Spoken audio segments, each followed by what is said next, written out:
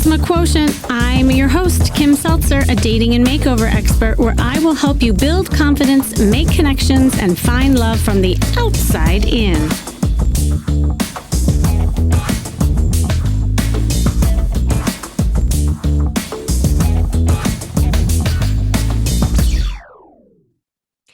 If someone were to ask you, what does success mean to you in your love life? What would you say? I mean, success means different things to different people and can look different at different times in your life.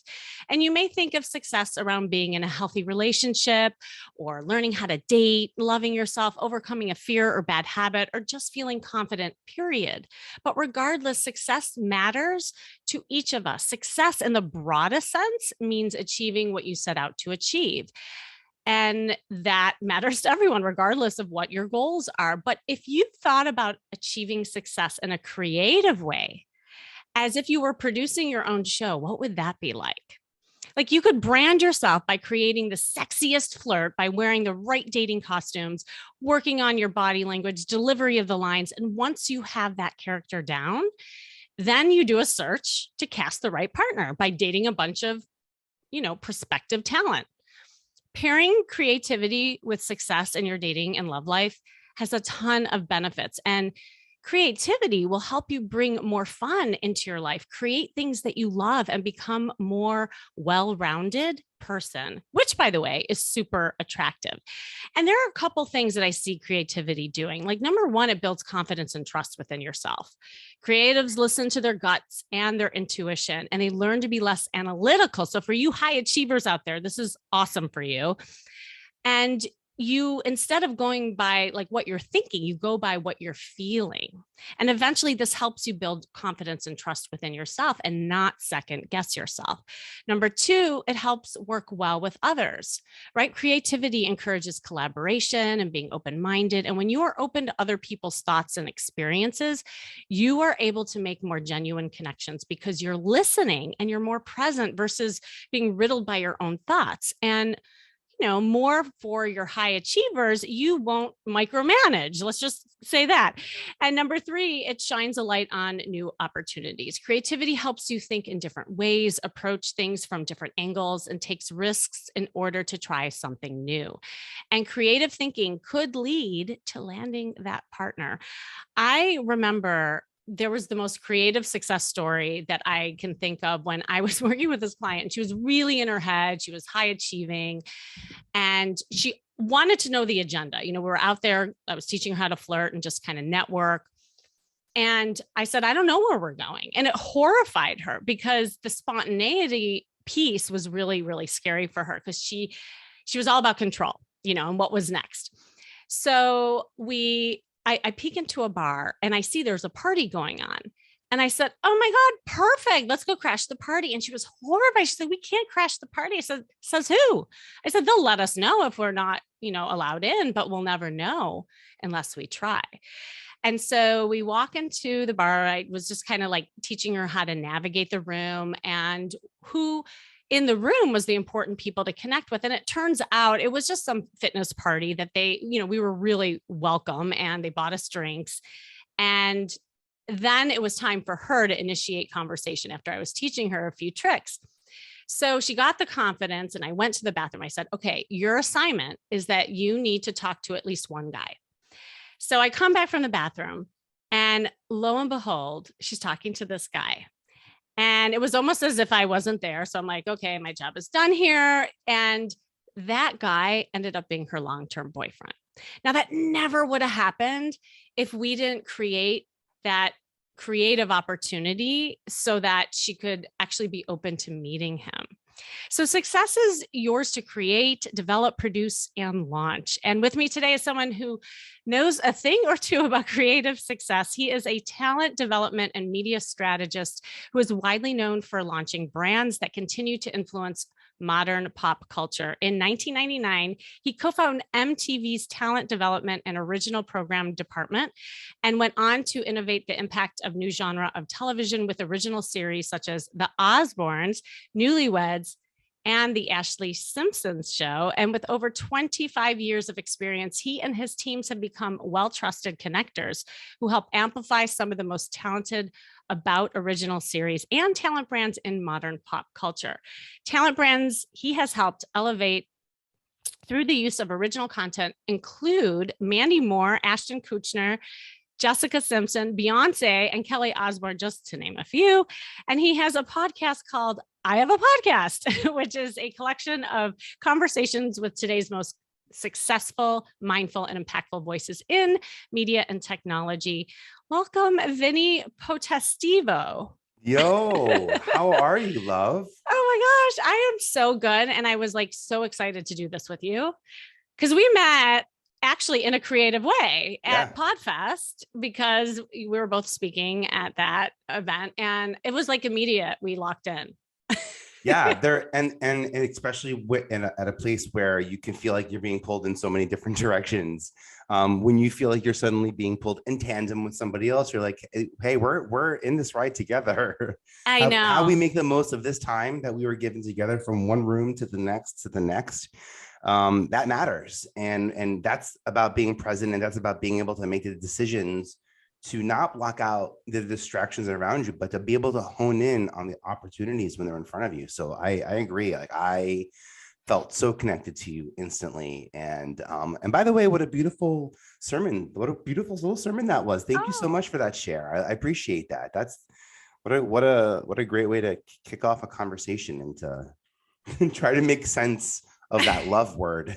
Yeah, right. That we all connection and success and all of those words that get thrown around. I know it's true. Well, and it's almost like what you're talking about, how we connected is meta to what we're talking about here in ways of connection and creating those moments by being present. And I mean, you have such an amazing background. I actually wanted to dive in a little bit there because it's just so fascinating, like where you are today. Do you want to just share a little bit of your journey and how you got here? Oh, thanks. Yeah, sure. Yeah. My journey started in, I guess I would say in 1994, as a sophomore in high school. I decided I wanted to be in the control room because it was air conditioned, and I wanted to learn. I was afraid of the buttons. I was afraid of like the director buttons, So this is me. This is the way I'm literally thinking about my future. Is like, well, I want to be in TV. I don't want to move around too much. I want to be in the studio, but I don't want to be a director calling the shots because that button thing, that sounds, so maybe I'll just be the guy who wires, everything together, like a data engineer. Because that's what my real interest was. I was great at Excel spreadsheets and Microsoft Access and coming up with like SOPs. And I had this like weird tech. Really? Yeah, I had this like organizational kind of way of thinking about creative projects.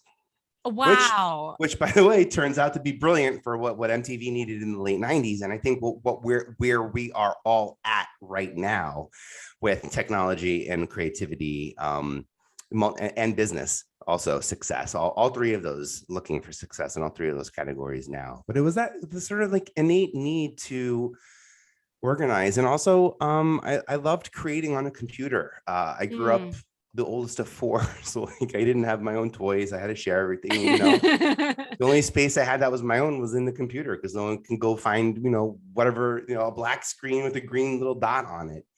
And that was I had no clue how much that infrastructure into creativity would help me. I learned how to wire two VCRs together so I can edit from VCR to VCR, from VHS to VHS. Wow. And long story short, when I got to college, I wanted to be a casting director. I took out an ad. I got over 500 headshots sent to me at school, and you're not supposed to have like a business at school, so I got in trouble for that. And then I was like, well, now what am I going to do with 500 headshots? And I created a database, and I said I'll email them when I see opportunities, and I'll stay in touch with them, and we'll figure out like what that list sort of looks like. And that led to Fox News in the mid 90s and early 90s was sort of just coming out, which is strange to think, but they had a show called Hannity and Colmes, a political show about both sides of the aisle that I got to travel with, and I got to put my database skills to the test.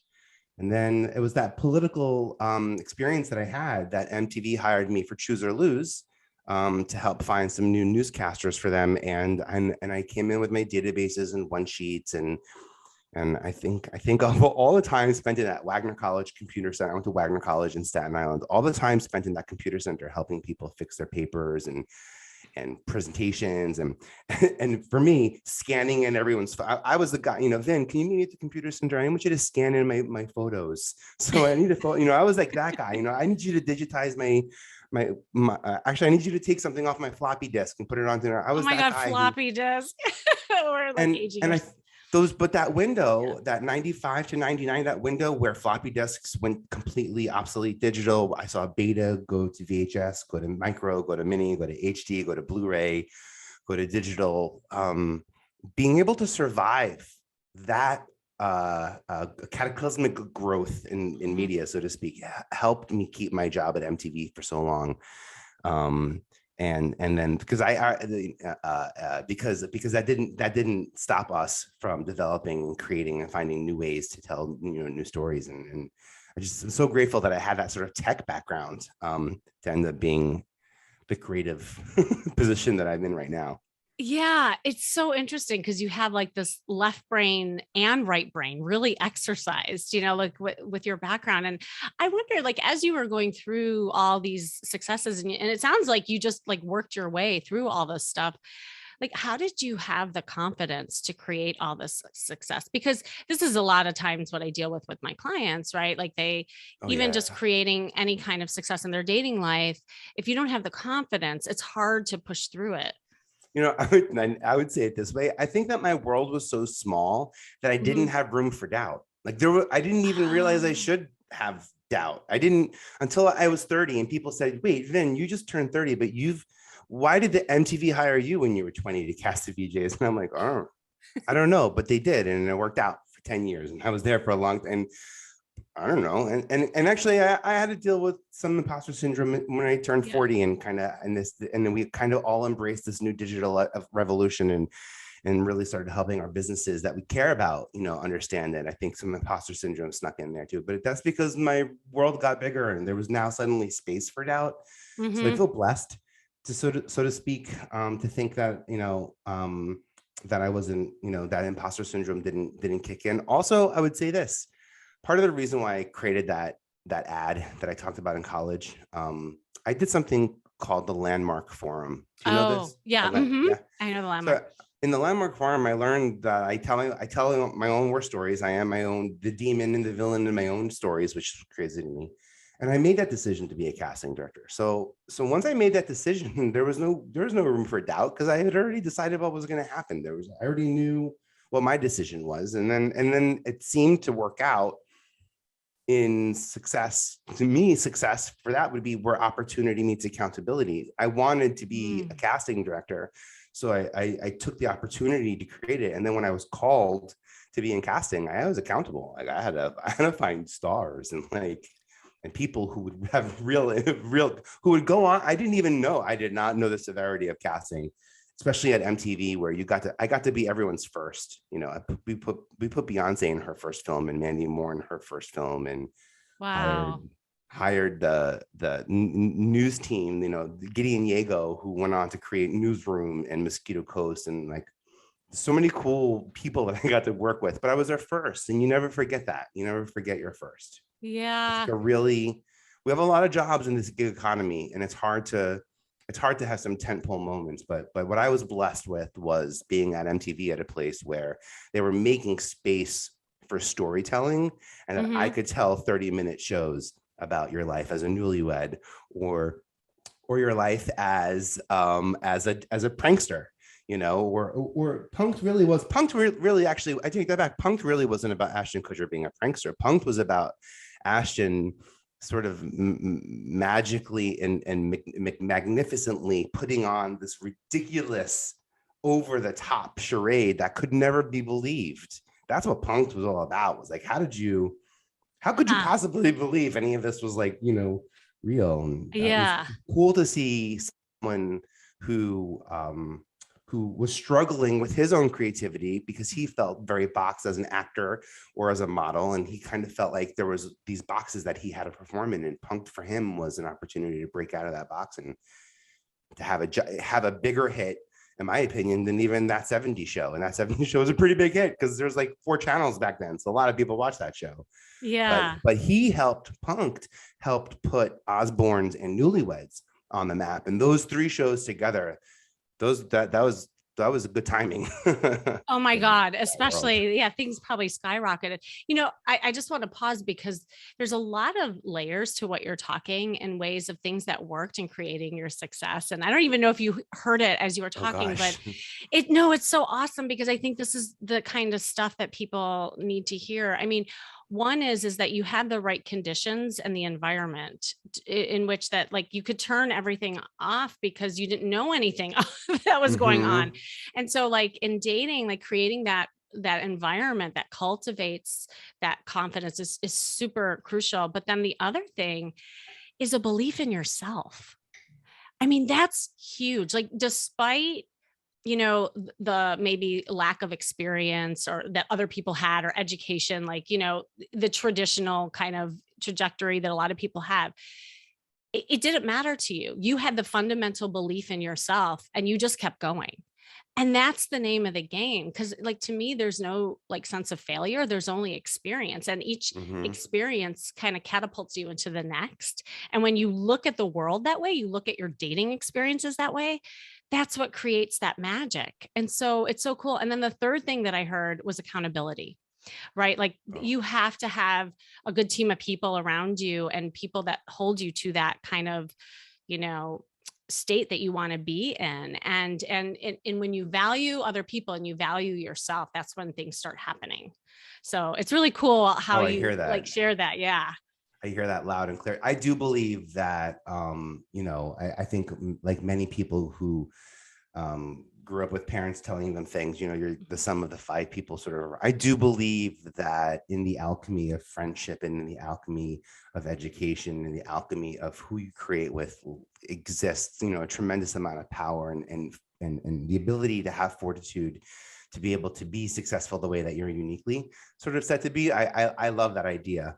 I'm also hearing how in interpreting what, and I love what you interpreted. I'm also hearing how I use some things as a childhood as a defense mechanism. Oh, yeah. Talk about that. Yeah. I think I got to a point where I was like, why do I have to keep thinking of things as a failure? Like, just like, just, you know what? I'll say it. And I still talk about this to myself, actually. Failure is so time relevant. It's so specific to the now, not then or later. So I liked casting because casting for me kind of felt like right place, right time. The right time part of that was really interesting to me. I realized that as a casting director, I'm the right time. So wherever I go, I'm the right time because I have producers that I'm always looking to help figure out and connect on new projects. And I know they trust me. And so if I happen to be in the room and I loved that about casting as that guy. It didn't make it the only time, by the way, to work with me. I generously give my email, and I'm one of those casting directors who like read email. Well, I say in the past tense because I'm no longer, actively casting on projects like that anymore. I realize I don't have to get paid by networks to help people get on TV and to make movies about their lives and to make books and to make podcasts. I get to work with like so many millions more people now than the first 20 years of my career in TV, which was, pretty much the same couple of hundred people. So this has been fun. I appreciate all y'all new creatives who earn your creator stripes by way of technology, your iPhone and equipment versus what I had to go through. And I love that we all learned it differently and we're all learning it, sort of differently how to communicate. Yeah. I was just picturing, gosh, what if people could apply what you just said to their dating life where they're like casting their partner, right? Like, and you say, instead of saying, is this the right guy or girl for me? It's like, I'm the right girl. Yeah. Like, I'm the right one. Oh, yeah. And who are you to me? And that's that. a different, it's a different power going in to a date. And also, again, it could, because when you pull in and you focus more on what you want, who you are, know your value, know your strength, the right people will come. Can we keep doing that? You're giving me goosebumps. Let's keep doing this because I like how Yeah. you're connecting this to dating because also I've used technology and data to find people, and I've been searching online like as late as the 90s using it for casting. I've also found love online, and Andrew, my boyfriend now of like a little over 10 years, and I met, online. So like Okay, I was going I've to been, ask you that. Can you talk yeah, about that a little, like how you yeah, applied sure. that to your own love life? Well, be careful with the first thing. My first rule in casting is be careful where you search. Like Yeah. you're gonna find them, man. You better be careful. You better close your eyes at places where you don't want to find them. And you better skip that block in New York City. We better skip that block if that is not the right block that you want to meet your man on, or if you want to meet your woman on, or whoever your soulmate or person is, that's out there. But just I'm a firm believer in the law of abundance. I've seen it. Ah, I've yes. seen it. I really have. And I think when you talked about like me believing in me, I don't know if I would say I believed in me in my 20s, but I would 100% agree with you if you said that I believed in what I was doing, and what I was Yeah. doing was me, but I didn't see it that way, Yes, right? but well, I say, and this is, you see this in the acting world all the time, because I know, like when I used to act, you fake it till you make it, and if you Mm-hmm. have, and then you will become. Like if Yeah, you do it enough, then you totally believe what you are saying and what you're doing and how you're acting, you will become that. So yeah. maybe it was a little of that, and I think we all do that, like as we grow. Yeah. Yeah. But I didn't point that out. Like I didn't sit around saying like, oh, I'm so happy that I'm like at peace with myself. There was a lot of things Yeah. that I had to put on side, aside, I should say. In the early 2000s, it wasn't cool for I could still get fired for my sexuality at the company that I worked for in the early 2000s. Wow. There are certain parts of my life that were edited and not through content but in like that didn't happen, years where I didn't date because I chose to be focused. Well, actually, yeah, I don't know, that brings up a whole other That's another episode. that's a whole nother episode. There was a point in time, I'm a 45-year-old, gay man. There was a point in time where I had to decide if I wanted to have a career or if I wanted to have a family or if I wanted to be out. Like Mm, those three were options that I had to pick, and those were mutually exclusive options. So, but back to your question about casting and dating. yeah. Right. So first and foremost, be careful where you look for. Right. I love what you said about about the interpretation of I am the good time, and I am the right person, I am the right match. I think that I approached casting the same way. I never went around town searching. You never once heard me say, hey, do you have a so and so for me, or do you have a so and so for me, or blah blah blah blah blah. I always went around saying, I wanted everyone to know I worked at MTV. That was important because Hmm. what I felt like what we were doing at MTV was important.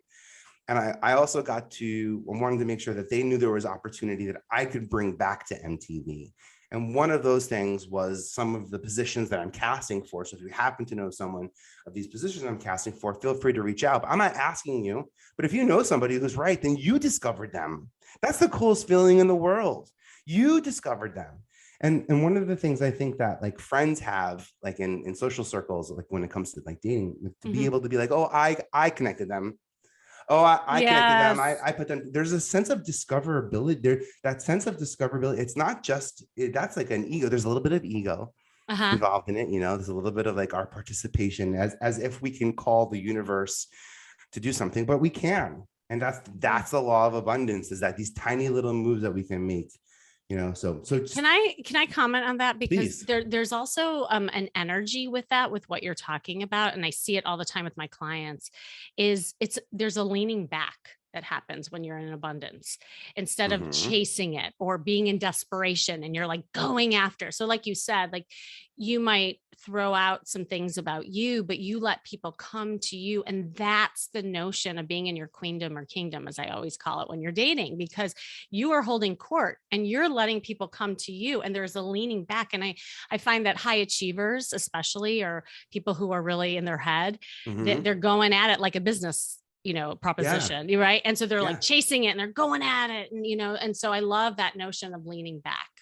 Yeah. By the way, all right, here's another one for all those people who are chasing after it. How about this is a weird thing to bring up in dating, Yeah.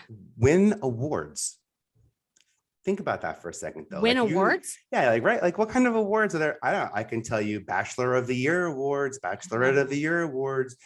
I can lots of magazines that Yes. identify. So I bring that up because that's just a way to stand out. It's just a way to get discovered. It's a way to be a part of something.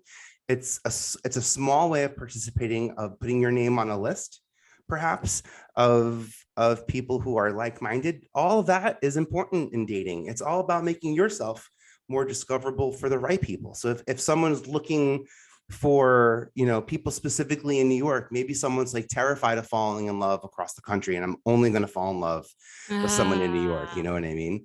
And then I find this list of single people in New York. Suddenly now I know New York is important to you, and there's so much that I can, especially in New York, a city that's so transient, where everyone tends to, I'm from New York, so I know this, everyone comes and goes. If you can make it here, you make it anywhere, because you go, you come here, you prove it, and then I think there's a song about that. Yeah. Yeah, you know what I mean? You stop paying those New York taxes and you go prove that you can make that New York lifestyle with that money elsewhere. But when awards, you know, in casting, it helps in the casting process, and it helps, I think, in the same way for dating, and also, why not? Because there's shame attached to being single. So then be the best single version of yourself that's out there, because the truth of the matter is, it's going to be fun when the 40-year-old version of yourself is able to look back at the 30-year-old single version of yourself and say, "Ooh, you did it right. You did it right." You know? Amen. I love that. It's that positivity mindset around it too. Because I feel like when you think that dating is hard, guess what? It will be. If you think dating sucks, guess what? It will be. You know, it's like, be careful of what you say and what you ask for. It will become. And I think that is so true too with like the acting world and the casting world. So I love these like parallels that. Yeah. How about credits? And now I'm going to go. I'm going to throw things out at you. But how about credits or title? How about when I call myself single versus call myself an educated father of one who's looking for I'm not any of those things, but I'm just right. How about when we call them labels outside, right? But those credits, that's how you introduce, how you set the tone, we live in a book. We live in a world where we judge the book by its cover. I mean, it's so different saying I'm seductively single versus I'm a single mom. Yes. For instance, right? Yeah. Oh, I love it. That's cool. I think about that. And I want to say one more thing too. I'll think of this. I'm thinking about like talent. I'm thinking of some of the things I like to talk about in terms of like how to build a talent brand and just how to stand out in casting. I think that, we know Britney Spears is a bad example. Celine Dion, they have these famous residencies at hotels. And I think that maybe I would suggest, if you were single, think of your residency. Think of where you can go, whether it's Clubhouse or LinkedIn Audio or where can you go consistently that you can make yourself available to the public for a small period of time on a consistent basis. And that's a level of that's why people who never saw Titanic or should have no clue who Celine Dion are now know who she is, not because they even went to the show, but they just know she did it every single day for years. And that residency is something she leaned into. And I can see how being single, we tend to like not want to be single lean into it, because you should be so lucky to have a residency for that. Oh my God. Yes. And what you're talking about is consistency and repetition and practice. And that is the name of the game. That is what's going to build your confidence. That's what's going to create opportunities. And that's what's going to also like make it fun, because when you it's funny because I was just flirting with a girl the other day and I was teaching her how to navigate just her own town. Right. And I say, treat everything like you're on vacation, I call it vacation mentality, right? Like, when you're on vacation, you're more open, you're more curious, you ask more questions. Like, what if you did that in your own hometown every single day? And what if you found a bar that you went to on a consistent basis where you made friends with a bartender, because that bartender knows where the single people are. It's creating these opportunities with all that. So I love that. I love it. And it's all of it. All of And it. it's non-linear, and it doesn't all happen at the same time. And sometimes it Yes. does, and sometimes it, but it's all about, it's the timing piece to it, you Hmm. know. So for me, you know, have I ever failed? No. Have I been too early? Yes. Have I been late? Yes. You only get credit if you're on time. You don't get credit if you're late. You don't get credit if you're bad, even if it's the best idea in the world, you know. Oh Especially my if it's the best idea in the world and you're 2 years too early, you get ugats. That's what you yeah. get, a whole lot of nada. That, you know, for being too soon. But if you can get that timing right, if you can be Mm, present and available, if you have this idea for 2 years and but you have to take the journey. You have to put yourself out there in your own small way.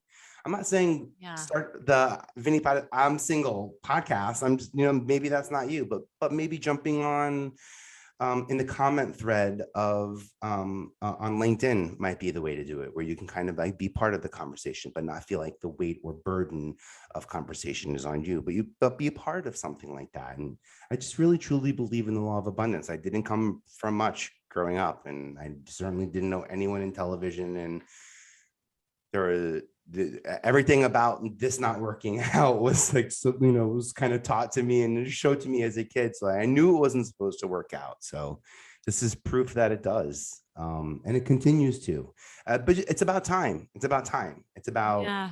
And you have to understand how much time you have on topics, how much time you have to give, how much time you have Mm. to take. And sometimes it's easier for us to say what I need versus like what I want to give. And like, for me, even putting that on the calendar, Hmm. searching, Hmm. you know, I just search. I don't even know what I'm supposed to find. I just got to go look. As and That is fantastic. I love that. Oh my God. And that's exactly what like so many of you listening need to do, because we compartmentalize so much. And this is what I find.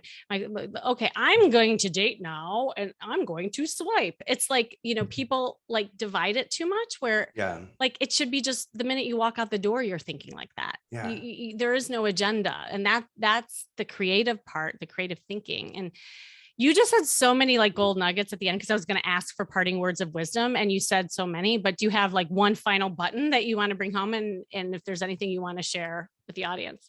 Oh, I would. I appreciate that so much. I just I know how important discoverability is for all of us. Whether Mm, you want to be on camera, off camera, heard, unheard, you still have an active opportunity to shape your voice and to shape your opinion.